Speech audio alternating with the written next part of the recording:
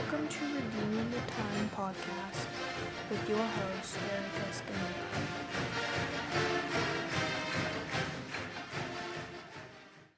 Hello everyone, my name is Samuel Eric Escamilla. I am the host for Redeeming the Time podcast. What inspired you to start this podcast about addiction? I think what inspired me is the fact that I get to help people. Knowing that my addiction lasted for 32 years and how if I've gone through 32 years of addiction and am able to be sober for 4 years, anybody could do it. And so I decided one thing to do would probably be have a podcast, and the podcast will bring in guests that have excellent stories about their past and their addictions, and that in turn will help people understand what they go through, what I've gone through, and kind of come out on the other side sober and just feeling a lot better about life in general. Can you share a little bit about your personal connection to addiction and recovery? My personal connection with addiction was alcohol and drugs. And of course, with alcohol and drugs, there's much more that follows those addictions. So anything that was related to the addiction itself is where I found myself being caught up in the addiction more and more. So eventually what had happened after 32 years of addiction is somewhere along the line I started to realize how many people I was hurting. And those people were the people that I loved, which was family, my kids. And along that path and seeing how I was hurting them was really what helped me make the choice to be sober. Once I realized that, I ended up going to treatment for 27 days. And that's probably what helped me the most, is going to treatment and realizing how bad of a problem that it was. Although I knew the whole time there was a problem, because I don't come from a background of family where they had been alcoholics or drug addicts. And so after treatment, really became more clear of how bad the addiction was. And during treatment, of course. What are you hoping to highlight on the podcast? So about 2 weeks into treatment, I had noticed people that were in treatment with me had gotten this high level of anxiety, and I couldn't figure out why. And what had happened was they were getting ready to go into transitional living homes, sent to places that they didn't know anybody. So obviously the anxiety got really high. At that point, the thought of having transitional living homes was kind of an idea. So about 3 weeks in, and it was around COVID time, what had happened is I started to listen to podcasts. And I thought, man, this would be a great idea to have for a podcast and have it on the topic of addiction. And so that is where the idea and thought came to have a podcast on addiction. Now, to remember that I'm from Scottsbluff, Nebraska, but Lincoln, Nebraska is where I live, and there's nothing like that. And so I wanted to have something that would support people who've had addictions. And so in that process, got out of treatment, came home, and that's been like 3 years. This has been 3 years in the making. And so the podcast is basically to support and build a community that we can have that supports all addictions. It's not drugs and alcohol only, because if that was my situation, there's so many other types of addictions.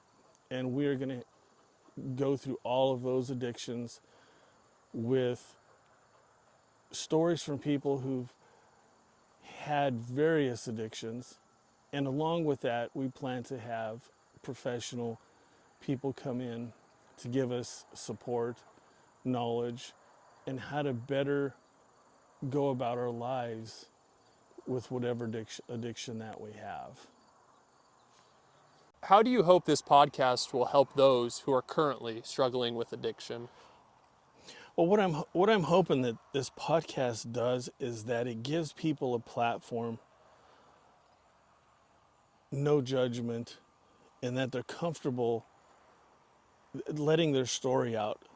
There's so many people that I run into that tell me that they've had this problem, that problem, they can't quit, a family member, somebody. There's so many people with so many different types of addictions that I just wanted to give a place where they could come and tell their story, share it with people, because a lot of times people can't just sit and talk to somebody if it's a stranger or whatnot. And if they're in a comfortable environment, they have a tendency to open up more. And I think I've just honestly have had a gift of listening and understanding, partly because of my addiction situation. So I just want to make sure that there's a voice for the people who have some form of addiction. So that's why I want to have this podcast. The podcast is a resource because it's going to give people a place to let out their story and share it with people. Because anybody who's an addict has someone who cares about them, and they don't know how to take care of their situation or help them in their situation. And a lot of times they're like, yeah, well, let's just go to treatment. Well, treatment is great. But if a family member, a friend sees that person in an addiction, sometimes they don't know how to deal with it, react to it, or even help them. Mm-hmm. So the podcast is definitely, hopefully, going to be a good resource for people. What was the biggest thing that you got out of treatment? I think the biggest thing I got out of treatment was the community. I wasn't alone, and everybody else had a different story. Even if in the long run what ended up happening is the addiction was the similarity. But I think the fact that when I would sit there and listen to people, or I would share my stories, it all came down to a couple things, and that was really the pain and the trauma and the hurt that had caused them to have an addiction.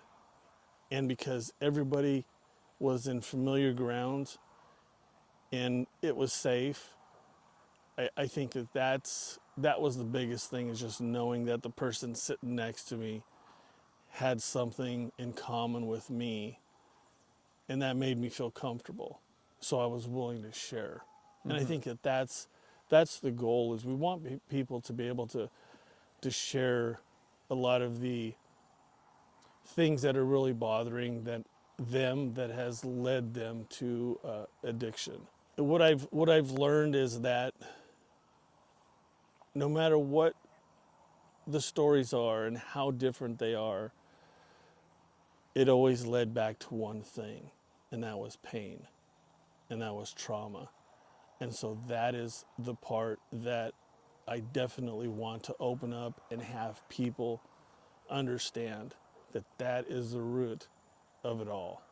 What do you think is the biggest misconception about addiction and recovery? What I think the biggest misconception is for people that look at someone with an addiction is, I believe number one is they don't understand. They don't understand, well, why can't this person just quit? why can't this person understand that they are hurting people, or that the life that they're living is just going to end up bad for them? And I think that, again, I always go back to it. There's a reason why none of us who have been addicts,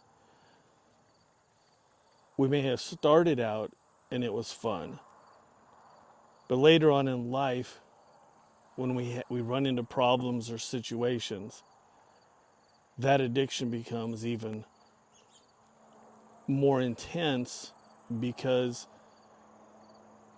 we don't know at that point, because of our addiction, that the pain and the trauma is what has caused us to be in that addiction.